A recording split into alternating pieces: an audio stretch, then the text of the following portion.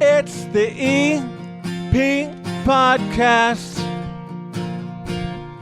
Evergreen Park. And welcome into the EP Podcast. My name is Chris Lanuti. Sitting down here with me in the studio right now is Michael Aumiller. He is the board president for District 124 Schools. How are you? I'm doing great, Chris. Thanks for having me back. You have a big thing coming up that we're going to talk about. You got a vote in November. You've also got a school year about to kick off. You guys are the buzz, I think, on all the social media pages. I mean, would you say that you are the most buzzworthy entity in Evergreen Park right now in terms of like what people are discussing? We try to reduce the amount of buzz that we have that's not student related, but yeah, it's inevitable right now when you're raising a question like a referendum to have buzz around you. And this week, you'll vote on it. So this show comes out, and in reality, the show is slightly delayed because of the other guest that's on the show. It just was a scheduling thing. But this show will be out at least by Wednesday morning, if not on Tuesday evening this week. And you guys on Wednesday night, there's a vote to put the referendum on, and this referendum will be asking whether or not the people of Evergreen Park want a new central middle school. Yes. And it's got a price tag. The price tag is about $40 million less than what you guys were originally talking about a year ago. You've made some reductions. And first the board votes, and then it becomes something that goes on a ballot. Right. And then there's almost like some rules you were kind of explaining to me. Like at this point, then it's out there, it's in the ether. The school stops talking about it. Is that how that works? Pretty much. So for some further clarification, the price tag on the middle school portion of it has gone down $6 million. The overall proposal that we were pitching last year is the reduced price now. So now we're looking at $68 million, and that is just the middle school. Because you had all the other schools. We did. We had a very wide scope on the last one. And that was actually part of our process, too, of soliciting feedback from the community. We heard a lot of really impassioned responses around the scope of it, the price of it. And, you know, this really is a community decision. And we felt it would be a really bad faith way to conduct this exercise, to get the feedback from the community and say, well, yeah, I see that you don't really like that, but we really do think this is still best and to move forward with it. So we amended it. We narrowed in our focus on what we thought was the most pressing issue to this community and this school district, which is Central Middle School. I know you've been there and you've seen the condition of it. And I'm sure you'll agree that it requires immediate work and immediate attention. And so that's what this proposal aims to do, is to focus solely on the middle school. And it reduces the tax impact to the taxpayer by quite a bit. And we're hopeful that that is more palatable to everybody, because this is a community decision. So to your point about process, we're going to be voting on Wednesday night, and we will be voting to put it on the ballot. So that doesn't lock anybody into anything, right? All that really means is now you officially, as a citizen of Evergreen Park, are going to be voting on this November 3rd to decide whether or not it is going to pass and then reflect in your taxes. It's just getting closer and closer to now being an official vote for the people of Evergreen Park. Yes. To then go out and make a decision on. We're going to talk about that and what you guys are doing this year. Our second guest of the show is actually OSF Healthcare. And OSF, Little Company of Mary, the proud sponsors of the EP Podcast. Your health, your happiness, and well-being are at the heart of everything they do. You can count on OSF to provide the care, comfort, and support you need, focused on you every step of the way with access to technologically advanced healthcare solutions. OSF Healthcare combines innovative treatments with compassionate care to help you achieve your best possible health. Learn more at osfhealthcare.org. So this has been something that the district has been trying to communicate to the people of Evergreen Park for a couple of years now. And this is why we talked at the beginning. Right. You're buzzworthy because people found out about this. And of course, there is a property tax increase that will be felt to pay for the total bill of this new school, which will take several years to build. And one of the main things, so we don't go through the same interview as the last time, I'll just surmise for everybody. It's not going to get any cheaper to do this. And it's something that's necessary because of the age of the building that's going to have to be done eventually. Right. And all the studies and everything you've done has basically said, like, this is the best option, whether we like it or not. Now, some people don't like it. And I don't want you to get into all the crazy things that you've seen people say online. But is there anything that maybe even popped up recently, or that you've seen that you're like, I want to talk about that because because it's an opportunity for you as we get closer here. If there's something out there that doesn't make any sense that people are talking about when it comes to this referendum and whether or not they should vote yes or no on it, it feels like it's a good time to kind of give you a chance to tell me about that. Sure, yeah. And, I feel like, first of all, it's just really, it speaks to the community in general, how strongly everybody feels about this, whether it's positive or negative. Really, I think the worst thing would be the apathy, right? Where the voter just doesn't care, like, oh, whatever. And, even the folks that are hardcore into the negative, I really appreciate the time that they're taking to learn about it, to share their concerns about it. I think that's one of the things that makes EP such a special place is how much everybody cares about the outcomes, right? Trust me, I hear about it. I'm sure you do. You're on my show. I'm going to get talked to several times. I'm going to get emails. I'm going to get messages. I'm going to get, I wish you would have asked this.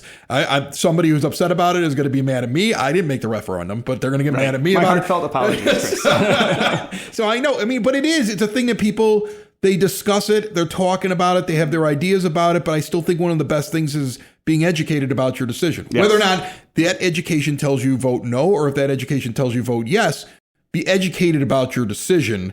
And I know you guys done a lot of outreach with the idea of like, hey, come by and see the school. Right. Hey, call us if you have any questions. Hey, let's do this. One of the things, though, that I saw online, if you don't mind me jumping to it, Queen of Martyrs School closed. Yeah, right. And I'm seeing people going like, well, why don't they just buy that building? Right. And I mean, it's an interesting idea, but like, why wouldn't you do that? There's got to be a reason. Sure. Yeah. Why that's not being considered. So I think there's a couple of ways to look at that one, but you're right. That is one that I've seen come up quite a bit recently. I think the first thing to really point out is, we haven't actually heard if the Archdiocese is even interested in selling it. So, I mean, I think whether or not we buy something really does depend on whether or not someone who holds it wants to sell it. But in addition to that, the challenges of that building are, it has about 180 student operational capacity, right? That's already less than what we have at Central. So we would be acquiring a building that can't fit all the kids in. So then you'd probably have to have two schools. Then we'd need two schools, multiple staff. That's the first thing I thought of. Like, okay, well, then you have a Central North and a Central South. Right. The kids in some quadrants are going to one. Kids in some quadrants are going to another one. And you've got to double up on all of your staff. As much as I love the branding opportunity of South Central, which sounds really cool, I do think logistically it would raise a lot of challenges. And transportation being one of them. It's not really a new building. Right. They have there at 103rd and Central Park. Let's game it out and say we did buy it. Yeah. It would instantly become our third oldest property that we owned. Okay. Now really solving the modernizing problem. This would be a Band-Aid on a problem that, again, we talked about probably takes a while. Right. Like this has to be fixed at some point. Yeah. Because Central Middle School is not lasting for another 100 years. Sadly, no, though I do think that our custodians could get us as much mileage as we asked them to, but we do run into issues of just, I know I touched on this the last time I was on, but, the HVAC system. And you run out of experts who can actually work on it. And then what you end up paying for is like really in totality minor work, but because you don't have anybody in the HVAC world that knows how to deal with a 100-year-old boiler, you're paying a premium on someone that actually still knows how to operate that system. You run into issues with, oh my goodness, the roof and the different sections of the roof and the different ages of the buildings. You have to make all these systems work together and talk together, and you just start running out of solutions where you can patch all these different systems together that have been built at different times to solve different problems. I want to get back to the referendum. Yes. But I am curious about what's just going on for this school year.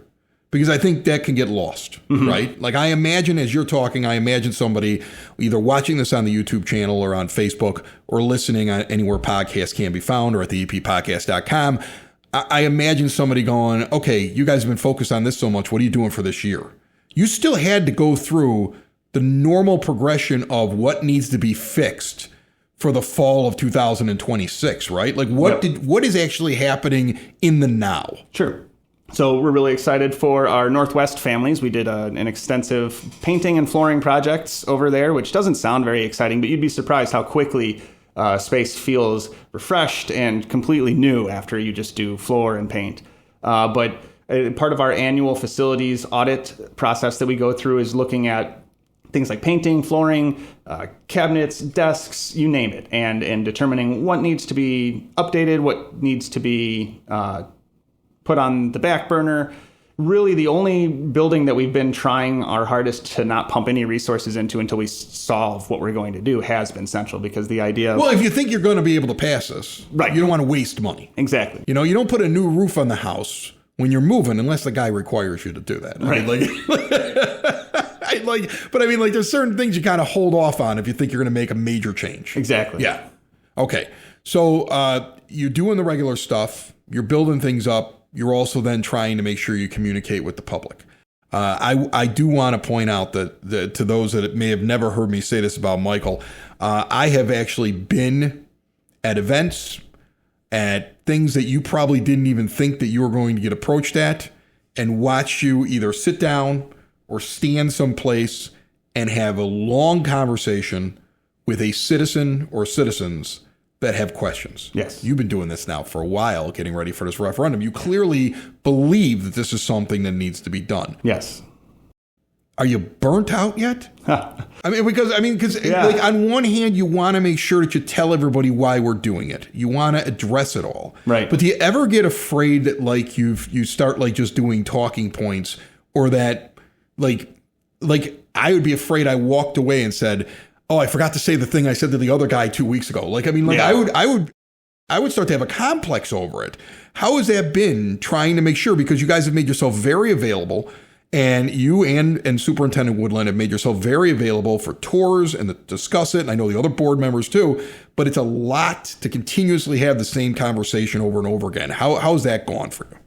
Yeah, I mean, it's very perceptive of you. I mean, it is difficult to keep a level of enthusiasm high enough to really make sure that everybody feels the passion. I think the thing that really keeps me going is just like honestly going to that building, whether it's for school functions or helping out with a tour with other officials and just seeing the problems over and over again. You know, last autumn we did a walkthrough with our Congressman Sean Casten. And we also did a couple walkthroughs. I think Representative Rick Ryan showed up and he did a tour with us last year. And for me, the most telling moment is always when we're going down through the basement and we go through that hallway/classroom. There is a classroom that is built into a hallway that you have to walk through to get to the other side of the basement. Kids are in the middle of class and the teacher always handles it with great aplomb, but you just can't help but feel like this is the solution that works. This is what we're cool with. Hallways through classrooms, no natural light, 17 different points of egress in the building. And then all of a sudden the steam comes back and you're like, yeah, and the air quality and the non-ADA compliance. And this is Evergreen Park. We have the means to build something that we can be proud of, that solves a problem that isn't a Bentley, right? Like I've been saying the whole time once we moved off of our previous proposal, that one was good and it solved a lot of problems, but it was very wide focused. And I think it was like the Mercedes-Benz solution for this community. And now you're getting the Toyota. And we're getting the Toyota. I'm thinking we might be getting a Kia right now. Okay, we did a Kia. We're going budget. And it's still going to be new to us, and it's still going to be of high quality, and it's going to solve the most important problems at that building. And that's really what we're focused on right now, is we feel strongly that the middle school cannot continue to go on the way that it has. And if we're going to get the best for these kids, not just this year or next year, but I mean, Current Central is a great example. We had that thing standing for 99 years so far. I have every reason to think that the new Central is going to stand for 99 more. And so this is just an opportunity to make sure that your kids, your grandkids, maybe their grandkids too, have something that was built this century. I like that you're writing. You know what? Neither one of us are going to be around in 99 years.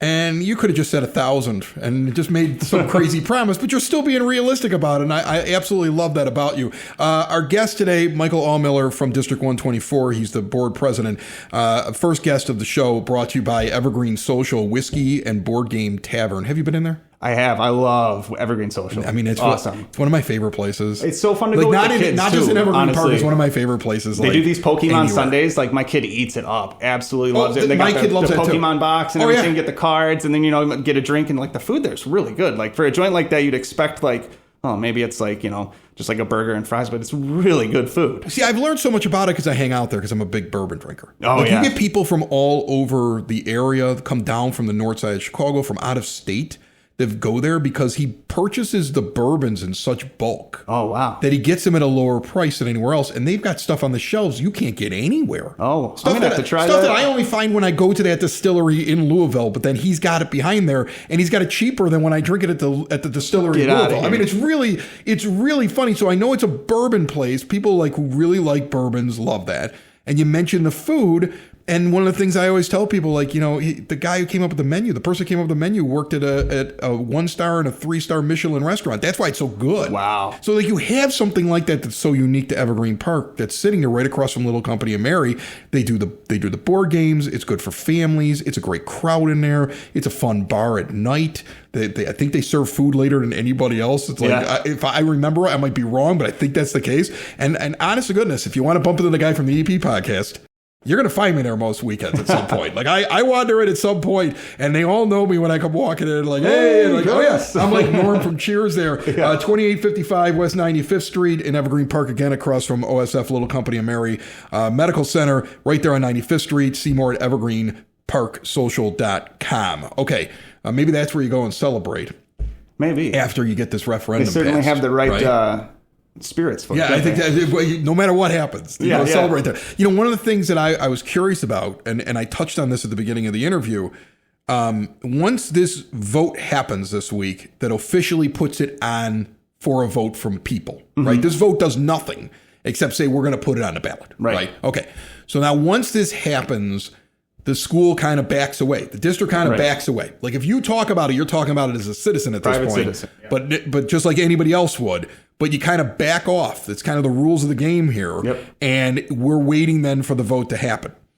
And that struck me as odd because you see political parties try to find a way to get out the vote, right? Yeah. And they try to find a way to make sure the people that are going to vote for their thing, for their candidate, get out there. One of the things I think I've talked about on this show before that I learned while you guys were getting ready for this is that a vast majority of the votes in Evergreen Park come from one quadrant. Yeah. And like the Southwest quadrant really votes a lot more than the other 3 quadrants. I don't know why that is. How do you get the vote out to get the people from all over Evergreen Park who want this to show up on November 3rd and vote for you? Well, right now, what we're really looking at is just engagement. So we've got some really dedicated citizens that believe in this strongly, that have started to take the reins on it already for us.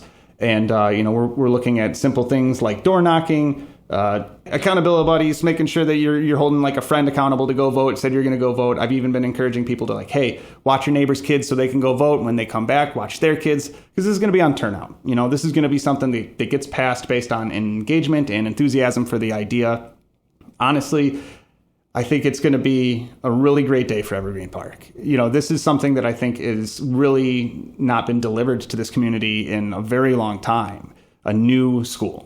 We've done some renovations, we've done some additions, but we haven't built a new school. And we haven't built a new school since, I want to say, the 60s. I want to say one of the last ones we did was one of the elementary schools. I'm not going to say which one because I don't really recall exactly, but I think it was one of the North schools. But so rough math, that's over 60 plus years without a new building. Yeah. There's this really awesome member of the Historical Society who's been helping us out quite a bit, George. And he was a Central Middle School alum from like 56 or 7, I think he said. And it was just a point of pride to him. He's like, I've lived here my whole life. We moved here when I was a kid. I've been here, 6+ decades. And I don't feel like we've delivered anything to this community. I don't feel like we've built anything. It can be an opportunity for you to really feel like you're setting up your community, like you're really doing something that's going to last a little bit longer. And I think in a community like EP, where we are so passionate about our local amenities, like the library. I mean, you can't meet anybody in EP that doesn't love the library and the things that they do over there, or our parks. I mean, we have such beautiful, wonderful parks everywhere. This is a community that really values its public resources. And I think this is an opportunity for us all to rally around a resource that really pays dividends in the future. Taxes suck, and I hate higher taxes. There's no denying that. But when it's going towards securing the next generation of Americans, the next generation of EP residents, I think that's an investment that I can get behind. I think that's an investment we can all try and get behind, right? You're never going to regret giving something more to your kids that you didn't have yourself.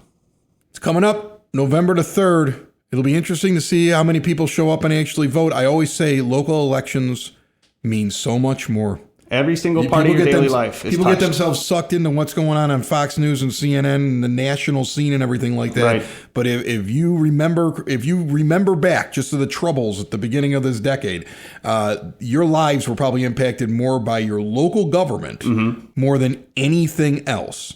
And this kind of a vote is impactful. Depending on what side of it you fall on, it's impactful. But I don't think you get to say anything about it if you don't go vote on November the 3rd. I think it's fair, but I think people will probably find a way to say something regardless, right? But really, I'm glad you touched on that last part, because I do want to just say I'm really encouraging everybody to go vote regardless of whether or not you agree with me on this. I mean, I think the number one way to show all of our leaders, local or not, that we're paying attention and we will hold you accountable is voter turnout. So even if you're going like, Michael, I don't care, I'm voting this down, I hate taxes. That's your prerogative, but go vote and vote me down. Go show up. We need to have high voter turnout rates. We need to keep our leaders accountable, and this is the way to do it. Because when you make a decision as an elected leader and you know that the citizens are watching, you're more inclined to make a decision in the best interest of your people that you're representing. That's awesome. Michael Aumiller from District 124. Thank you so much. Thanks, Chris. Is insurance just a monthly payment to you? If so, remember why it's really there to protect the life you love. Choose Samantha Ingalls with Country Insurance right here in Evergreen Park. She cares about the people of EP. She's going to take the time to get to know you so Samantha can help protect you and your family. Choose a company that sees you as more than just a policy number. When you work with Samantha Ingalls and Country, you get more out of your insurance, more personalized home and car coverage to protect what matters most to you, more guidance with all the industry jargon, and more confidence that a real person will show up if something goes wrong. Call Samantha today, 773-937-2024, and get a quote.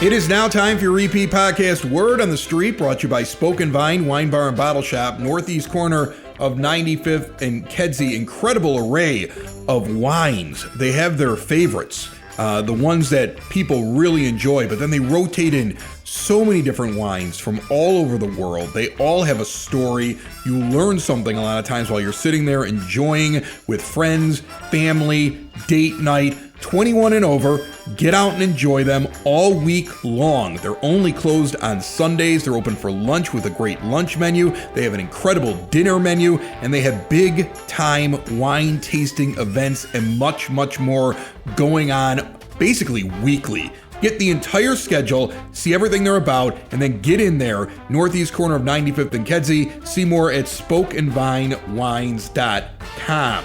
All right. I'm looking through all the things going on in August here in Evergreen Park, and I found something that I have to rearrange my schedule to be at. I'm getting over the Happy Bark Dog Park. I'm so excited I can't even say what it is. Happy Bark Dog Park. That is the Evergreen Park Dog Park, and they are going to be having a Coffee Hour event Saturday, August 22nd, 10 a.m. until 12 p.m. Bring your pup for a fun-filled morning featuring treats, a dog fashion show, and plenty of fun opportunities to connect with other dog owners. The event is open to both members and non-members of the dog park, and it's celebrating 10 years of the Happy Bark Dog Park. I swear I had no idea how hard it was going to be to say that, and I'm learning right now as we're recording the EP podcast. The Stingrays are up next for the 2026 Summer Concert Series. Their next attempt at playing. I know they've been rained out once. I don't know if it was twice. It seems like we've had some storms coming through during these concerts. Hopefully we get beautiful weather for the Stingrays Sunday, August 23rd at 6 p.m. at Klein Park, 97th and Homan. Bring your picnic basket. Check out the food trucks that'll be out there. Bring blankets or lawn chairs. Have your family and friends out there for some great entertainment. And then the series ends. The entire summer concert series ends Monday, September 7th. Labor Day concert and fireworks featuring Wild Daisy starting at 5:30 p.m. at Sexton Park once again on Monday, September the 7th.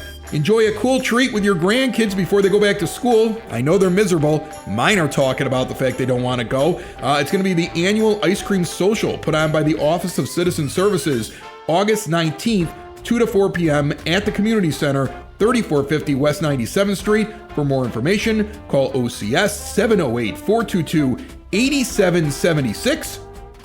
And enrollment is open, still open, for preschool registration with Evergreen Park. Experienced teachers, engaging curriculum. The facilities are incredible over there at the community center. I have visited it before. Get over to evergreenpark-ill.com. Get all the information. You can register there as well. Don't miss out with your preschool-aged kids. Normally, we would have a second guest here on the back half of the EP podcast, but every once in a while, a guest gets sick. And then we kind of schedule it to try to see if we can fit it in. That's why I held the show off for an extra day, and it was just not meant to be. So don't worry, that guest will be back as soon as she recovers, and we're hoping for a speedy recovery. It's not a major thing, but it just did not work out. So that's it. That's the show. We're done. I got a really cool guest next week. I'm going to the Evergreen Park Fire Department. There's gonna be props. I'm gonna learn some things. It may take up the entire show. It's going to be really cool. We already kind of set the whole thing up. A lot of fun ahead in the next couple of weeks here on the EP podcast. If you have not subscribed, do so. There's a YouTube channel, and we are found everywhere podcasts can be found, and always at the eppodcast.com. It's the EP Podcast. All things Evergreen Park. It's the EP Podcast. Evergreen Park.